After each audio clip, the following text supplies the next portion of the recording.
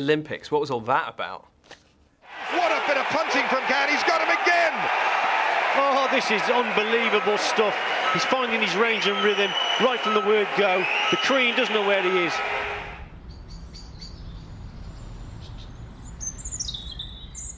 The veteran was handed a boxing lesson. What a sweet shot. Down he goes to his knees. And the Korean certainly doesn't know where he is. Well, a lot of Portuguese fans behind that goal. I thought before he kicked it, I really hope he kicks it in the goal. I really hope he kicks it and scores a goal. And when he didn't, I thought, no, he's missed. Yeah, I think you're going to have to be a little bit more entertaining if you want this observation about the Beckham penalty to go out. Okay. Where Beckham's taking this. Hold tight. Oh, he's put it miles over the bar. He sliced it, Joe. It looks like we have a no-shoot, sir. Number 200. Deco. Well, it's well wide. I was just going to say, what you do make sure is that you hit the target. Welcome to the Weakest Link. My name is Amika Grant. I was a contestant on the Weakest Link. Do you want to pronounce your name for me? Amika. Amika. Before we started recording, no one was allowed to go to the toilet for 9 hours to create tension. One of the other contestants wet himself during a question about dialing codes. What do you do? I'm a telephonist. I knew I was in for a tough time when I was introduced to Anne. She lifted my blouse and ran her bristly face up and down my back, giving me a very uncomfortable rash. It was like insect hair. Valpolicella is a red wine from which European country? Italy. The lights on the audience are low because Anne likes to fire an air pistol into the crowd between rounds and doesn't want to see who she's hit in case she's accused of gender or racial bias. OK, and your address, please. Oh, I don't want to give out my address because I'm a celebrity. OK. Anne made a point of saying she was a celebrity, but she isn't. She's just a hairy-faced, alcoholic, bad mother with an inflated view of her own ability and a string of mediocre television programmes. Ring, ring. Rushmore taxis. You are the Weakest Link. Goodbye. At the after-show party, she insisted on using me as her taxi, riding around the green room on my back. She only stopped when somebody brought in a basket of puppies, which she killed with a hammer. All the staff had to cheer every time she cracked one of their tiny skulls, and with every blow she cried, ring, ring, ring, ring. Ring, ring, ring, ring. The Iraq War, what was all that about? Well, it was about the... Just days before the election, Osama bin Laden sent a tape to Al Jazeera. Well, a few moments ago I spoke to Jihad Balloo from Al Jazeera Television, who explained how they got hold of that tape in the first place. I don't know, we just got it, you know, like, received it, yeah. When you say you received it, how did you receive it? Just came through the door with some, like, pizza menus and stuff like that. Well, it just arrived at your front door? Yeah, I think everyone in the street got one, so, you know. And Barry said we should, like, put it on the computer, chop it about a bit, you know, editing, that kind of thing. And then you say you went through a process of editing. What form does that take? Well, we cut out all the most boring stuff for a start, right, like talking and stuff like that. Then we just done some wicked effects, like explosions and fire and stuff like that to make it more scarier, you know. So you haven't put the whole statement out? No, it was totally boring and crap, man. We might put the full version on the DVD, but... What did you think was the most important thing that he said? To be honestly frank with you, Matthew, right, I didn't really understand a lot of it. It was just gibberish to me, man. I just do the editing, you know, and that's it, really. But you didn't have any doubts about broadcasting it? No way, man, because it's wicked, you know. Especially with all the scary effects and stuff we've done on it, I think it looks really good. The technical quality of it, from this distance and looking at the monitor in front of us here, is actually looks very good to me and looks rather better than some of the previous tapes. Thanks very much, yeah. Well, that's mainly down to Barry. Oh, yeah, look, Barry. And I'm on the phone. Sorry. Yeah, I think if people like it, that's the main thing. New question. In the first presidential debate, George Bush at last had the chance to get away from the war on terror and discuss everything else. North Korea and Iran, taking them in any order you would like.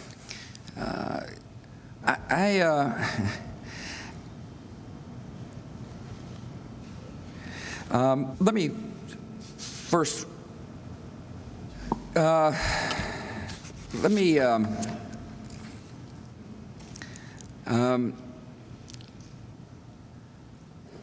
facing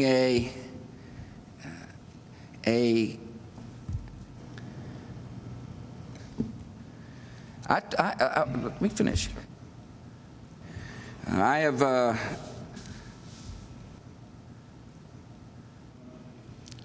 September the 11th.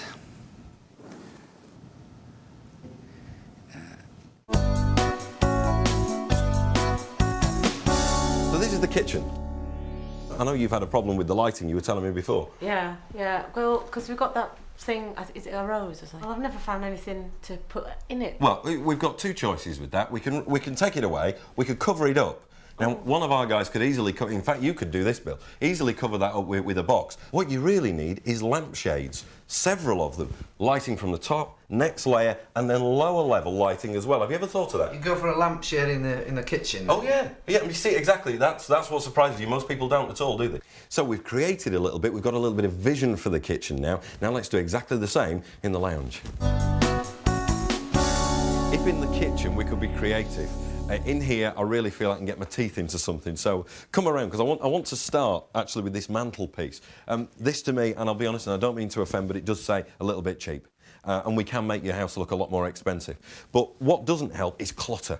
What you don't need in your home is clutter, because clutter is messy, it's dusty. It's something that we should get rid of. You've got a lot of clutter. Now, what's the story behind, first of all of these drums that are on the floor? Where'd you get these from? Well, drum shop. I do actually. I'm a bit of a drum enthusiast. Well, I think it's cute to keep a few. To keep a lot, it is just mess. So let's clear some of that up. But keep a few just so you're happy, and then you're certainly happy because it's easier to clean around them, isn't it? Yes. OK.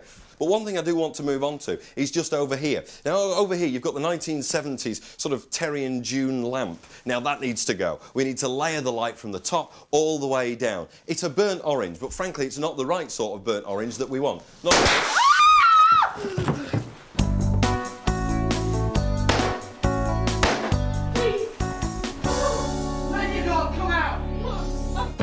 In March, relations between the government and the BBC were at an all-time low, caused first by this controversial Panorama programme, and then by the Hutton report. Lord Hutton is ready. Now, here is a joke which my dear little grey-haired mother used to tell me so many years ago whenever I had trouble getting off to sleep. Now, unlike tonight, when I'm having trouble staying awake.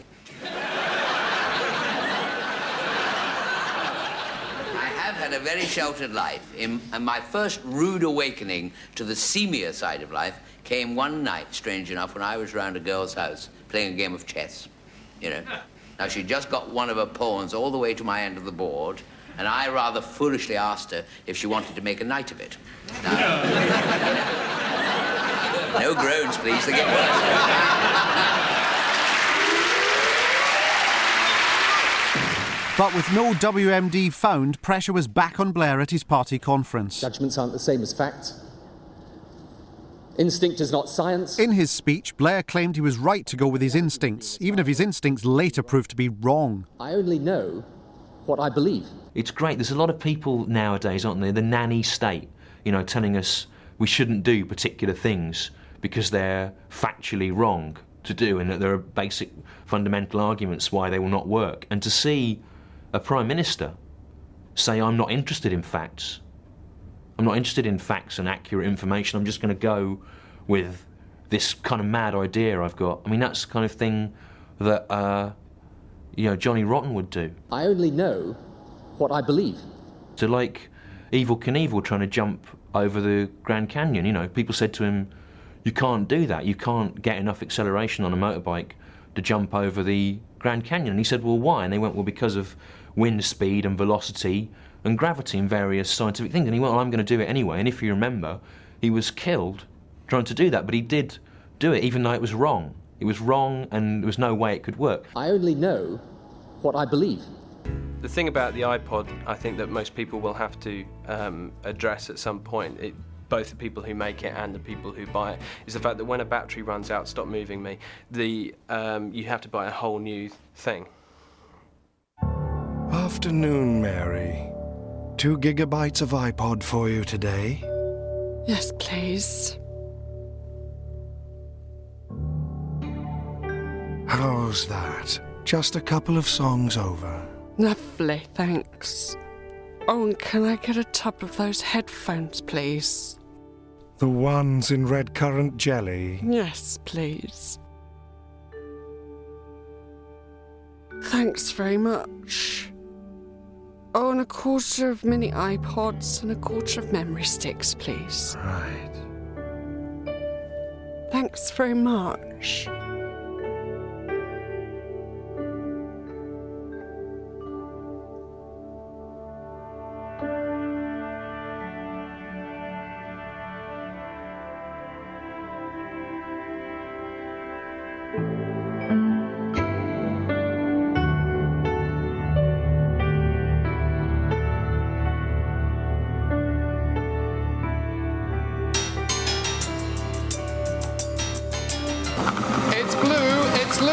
Come and make some money.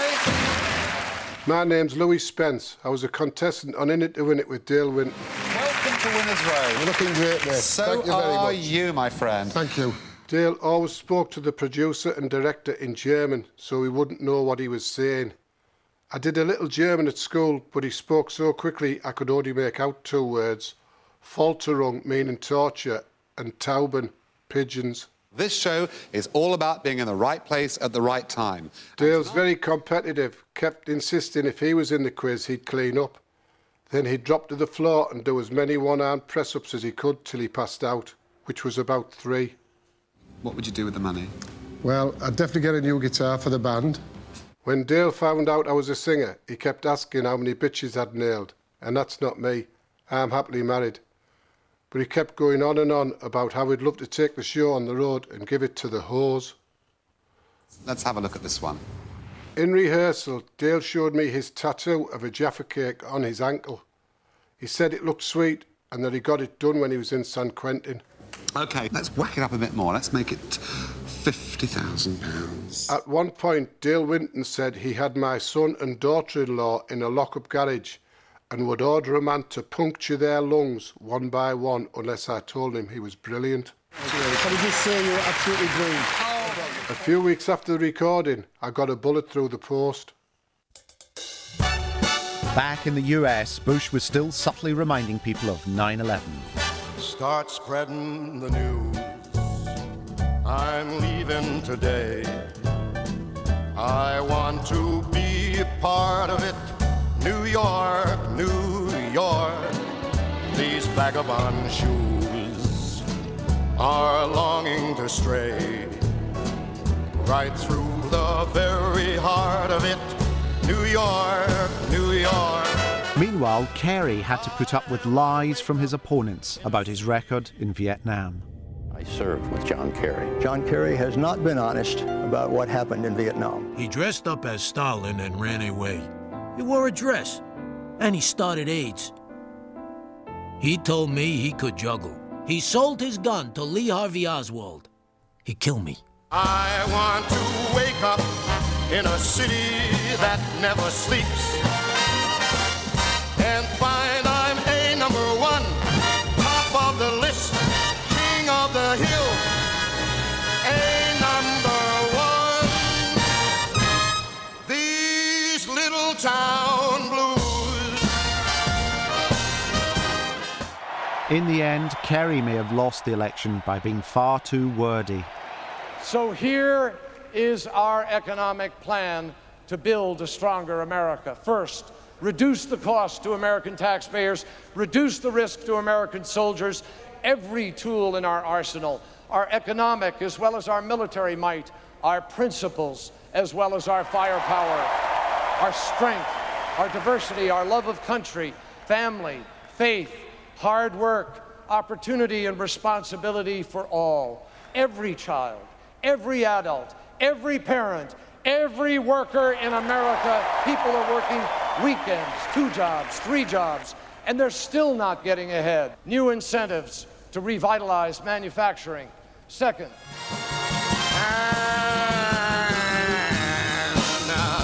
if I can make it there, It's up to you, New York, New York, New York.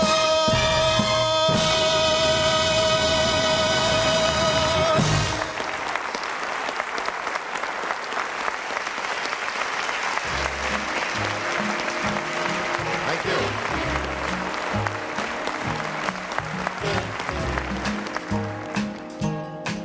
I've got...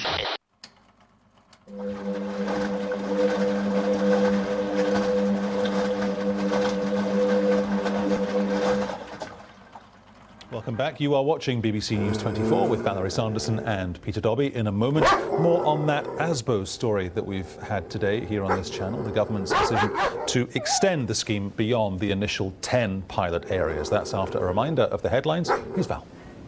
That's Pete. The Palestinian leader, Yasser Arafat.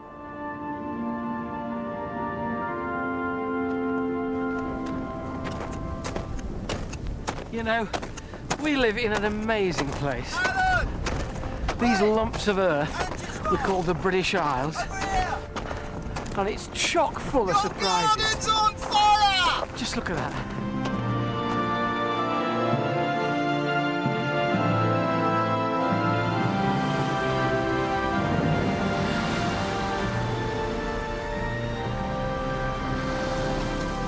Sights to take your breath away.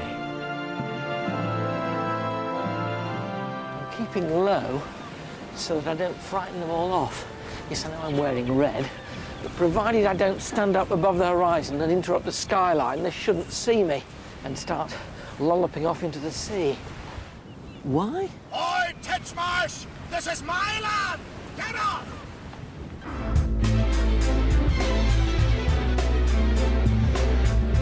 The 10 o'clock news now on BBC One with Hugh Edwards and Riz Latif. At Westminster, relations between Blair and his Chancellor were at an all-time low. And at Labour's party conference, it was clear that Blair and Brown had completely opposing agendas. I tell you, conference. Up and down. Go. Stop. Worsen. Better. Undemocratic. Democratic. Women. Men. Fathers. Mothers. Parents. Children. Halving. Doubling. Double. Half. Few. Many. Poverty. Wealth. Richest. Poorest. Wealth and privilege. Poverty. Bust. Boom. Boom. Bust. Public. Private. Lowest. Highest. Good. Not good enough. The future. The past. A winning. Losing. Best. Worst. Difficult. Easy. Success. Failings. Popular. Intensely irritating. Together. Alone. We are. We're not. We can. We won't. We must. You can't. I have. We haven't. I have and will. Believe me, I looked for it. You can't. I will. I wouldn't. We must. We won't. We can. We're not. I say. We will. We will. We will. We will. We will. We will. We will. We will. We will. We will. Well, we won't. But our history began 3 billion years ago, right down there. And next time, that's where I'm beginning this long and fascinating story. Way back then. Titchmarsh! I'm gonna kill you with a rake! Previously on Local 24. Look, I don't have time to explain, but some very bad things are happening tonight. Thousands of sheep right across the country, worth hundreds of thousands of pounds, have been reported missing. My dad is a government agent. A Christmas tree has been put up in Taunton. It'll be a breezy day with the odd spot of drizzle. In February, the Diana Memorial Fountain hit the headlines when the designers had to explain why they'd incorporated a field of landmines in its design. Yes, it spoilt our day, really. But there should be a fountain for her, and a fountain is the ideal kind of memorial. I don't know why I think a fountain is rather than the statue. I just believe that to be the case.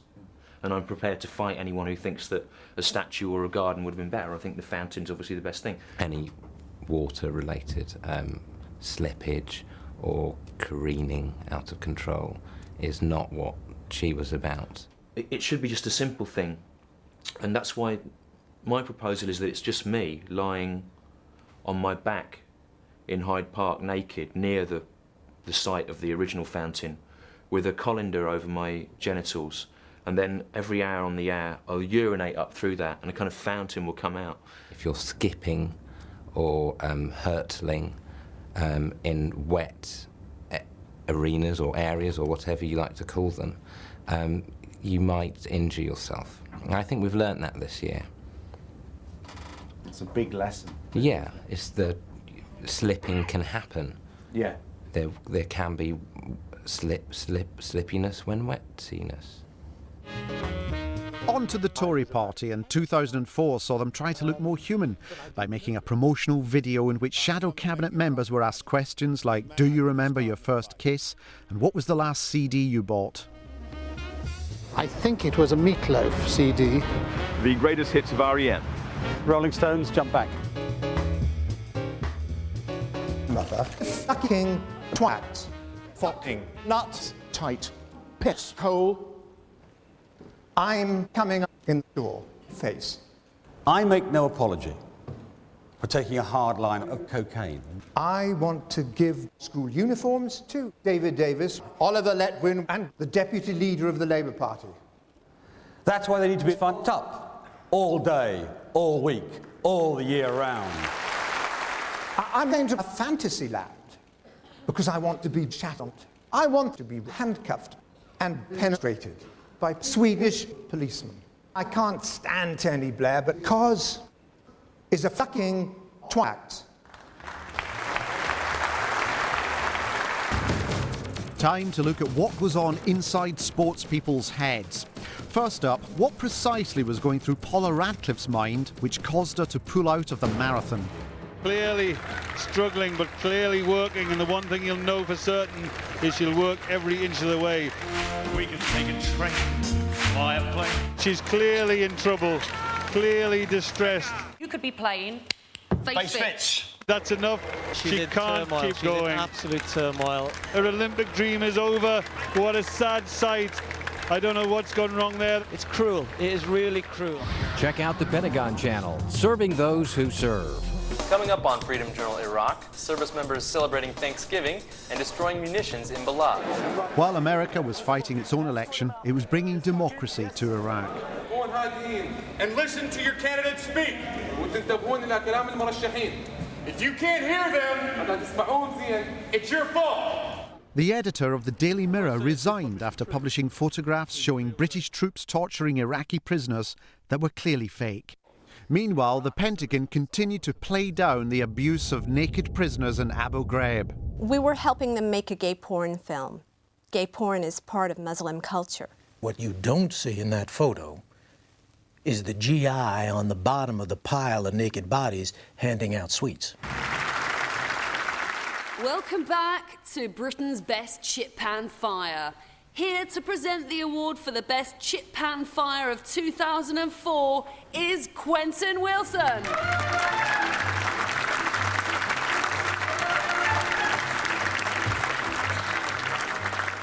Good evening, ladies and gentlemen.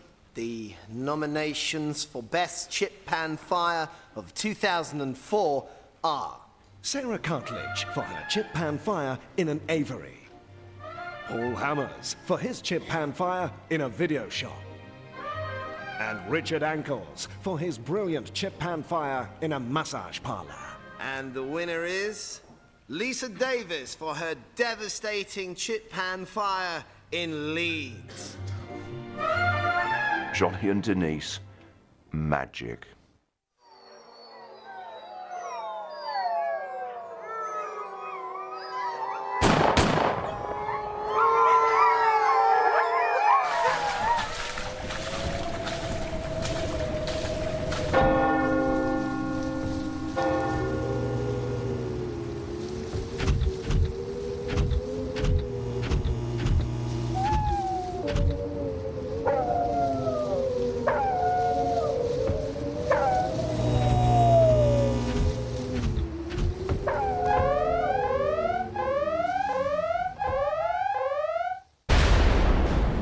It's generally agreed that this was the year in which the reality TV bubble finally burst. For example, the very last episode of I'm a Celebrity, Get Me Out of Here had only 400 viewers. And yet, in years to come, the date that will be remembered is the 26th of November 2004. For on that day, something happened that will change television forever. And it all happened in this big blue carton behind me. On that date, 7 celebrities were invited to take part in a new reality project called The Room Show, in which top personalities are locked in a room for 10 hours doing very little. What no one asked was, would it be filmed? It wasn't. I suppose we can only guess at what it must have been like in here, because, as I said, we didn't film it. While they were locked up in here, we went off to edit that Beckham thing that you saw earlier. For an hour, Eddie the Eagle Edwards and Ian McCaskill made Christmas cards from Polaroids of each other. Here we see the remnants of an hour David Van Day from Dollar and Tessa Sanderson spent blowing up 140 balloons. And here's bits of a chopped-up map of Surrey, which Linda Lasardi and Paul Daniels' son Martin spent an hour putting together. Oh, page 3 girl Zoe Anderson. I didn't mention her. At some point during the day, 2 local fellas came to kick a ball against the side of the tank. And then a breakthrough. Some of the celebrities had used camcorders inside the room to film each other. Oh, good. We're just working out how to use the camera so we can film him. With this footage, a member of the public verified the event had taken place. Ian McCaskill, Tessa Sanderson, Eddie the Eagle again, and I don't know who the other 2 are. Unfortunately, the tapes they used were then recorded over by us for a The Streets parody that's coming up later. There now exists no visual record of the day. All life is transitory. We cannot stop the clock, hold back the hour, cease the passing of the moment. Unless, of course, we film it, which in this case, we didn't. In the end, the 7 celebrities have said more to us about the existential nature of reality than any filmed entertainment ever could. And for that, we must all thank them. Science now, and Britain's year started off utterly badly as the satellite Beagle 2 disappeared on the surface of Mars. Here's how the aftermath was broken on BBC News. It all started well enough with a perfect launch in June 2003. But today an internal inquiry found that the Beagle project was underfunded at the start. Scientists spent too much time fighting for money. There was poor management, people didn't know who was in charge, and there was inadequate testing of equipment. I don't have a regret about anything that I did. I don't think the Beagle project is over. So what might have gone wrong? Well, the last communication from Beagle was on the 19th of December when it left the mothership Mars Express. The first possibility is it may have burnt up on entry. The heat sheet may have failed. Now, the atmosphere was less dense than expected, meaning Beagle could have been going too fast. If it was descending too quickly, the airbags might have failed to open in time or could have become punctured on the surface. How did you feel when Beagle 2 disappeared without trace on the surface of Mars? I don't think a dog should be sent into space at that kind of distance. It was a satellite, it wasn't an animal. It was a satellite, there wasn't a dog in it. No. It was called Beagle after Charles Darwin's ship, Beagle 1. Charles Darwin had a ship called Beagle? Yeah, Beagle 1. Well, you know, sending a 18th century ship into space is inevitably going to lead to problems. There's a whole load of technology has been developed since Darwin went exploring. No. Charles Darwin's ship was called Beagle. Yes. And so as a tribute to him, they thought that the satellite should be called Beagle 2. Well, there are better ways of paying tribute to Charles Darwin, who did a lot of good work, than sending a dog to Mars. Well, they have proved that they can spell with speed and accuracy. Now they must spell under pressure. Reggie, your word. Cunnilingus. Can I have the definition, please? Oral stimulation of the clitoris or vulva. C-A-N. No. It wasn't a memorial to Charles Darwin. It's just that Charles Darwin's boat was called Beagle 1, so they thought, as a sort of homage to his pioneering spirit, while they were setting up an expedition to see if there was life on Mars, they might as well call the satellite Beagle 2. Well, they should, and they should call it Beagle 2, and there should be a memorial to Charles Darwin. But on Mars? On Mars or anywhere. It should be a garden. A garden would be appropriate for Charles Darwin, not a fountain. That would be wrong. And I would fight anyone that thinks there should be a fountain for Charles Darwin. There should be a garden, because he was a naturalist. He wasn't interested in fountains, he abhorred them.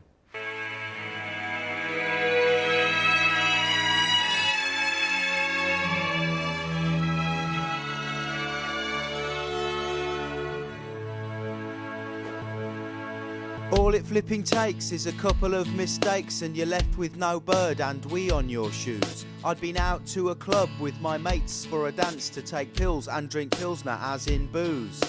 I bet you didn't buy the flipping light bulb for the lav, my girlfriend Tina shouts as I come in the door. Oh nay, she's right, I was so mashed I just forgot, and now she's proper going mental cause she asked me twice before.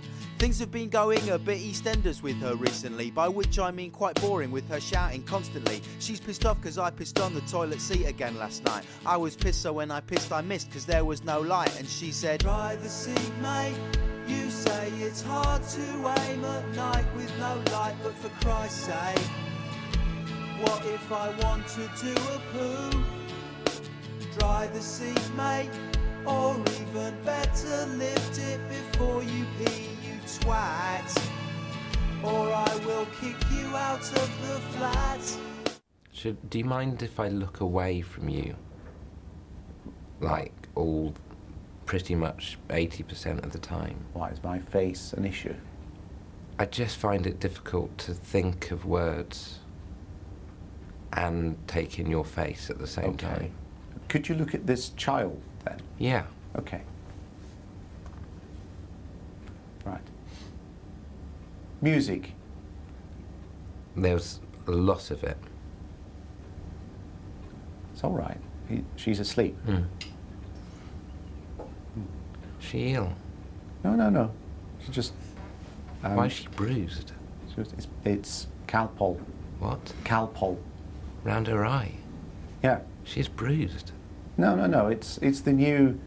Why is there a child in here?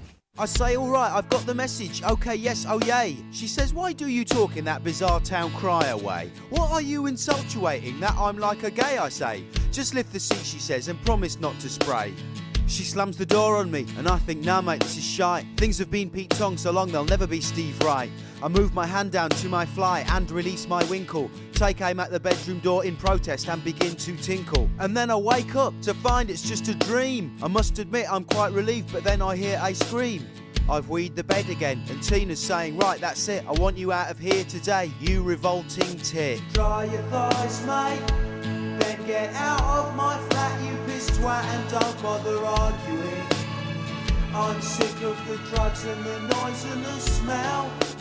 Pack your bags, mate, and you might want to be thinking of giving up drinking, you loser. The Ice Age. But what's an ice age really like? It's bitterly cold and absolutely silent. A featureless landscape, a panorama of ice and snow. Titchmarsh is guilty! Burn him!